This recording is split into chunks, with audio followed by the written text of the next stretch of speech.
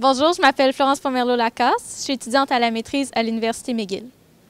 Donc, on prévoit une augmentation de la température et du stress hydrique en été avec les changements climatiques, puis ça pourrait nuire à la productivité des plantes fourragères susceptibles aux conditions de sécheresse, comme à la fléole des prés.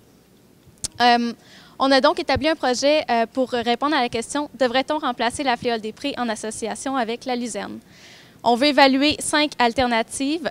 On évalue les graminées, la fétuque élevée, la fétuque des prés, le brome des prés, le Festilolium et le régras anglais. On évalue aussi les effets de 2 stades de développement à la récolte.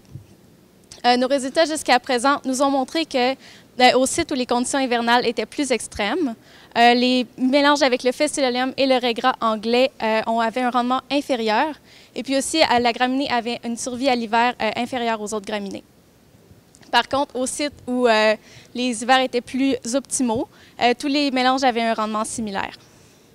Pour ce qui est de la valeur nutritive, les mélanges avec la fétuque élevée et le brome des prés avaient généralement une valeur nutritive inférieure aux autres mélanges.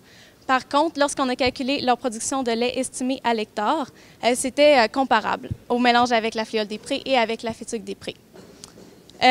Et finalement, pour ce qui est des effets du stade de développement, on a remarqué que lorsqu'on récolte au stade début floraison, on a une meilleure persistance, généralement un meilleur rendement, puis lorsqu'on calcule la production de lait estimée à l'hectare, c'est supérieur à lorsqu'on récolte au stade début bouton.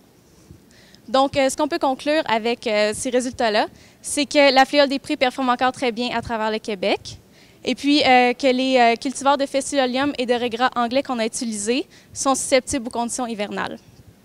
On a ciblé 3 alternatives à la fléole des prés qui sont comparables en termes de rendement et de production de lait. Et puis, c'est la fétuque élevée, la fétuque des prés et le brome des prés. Merci.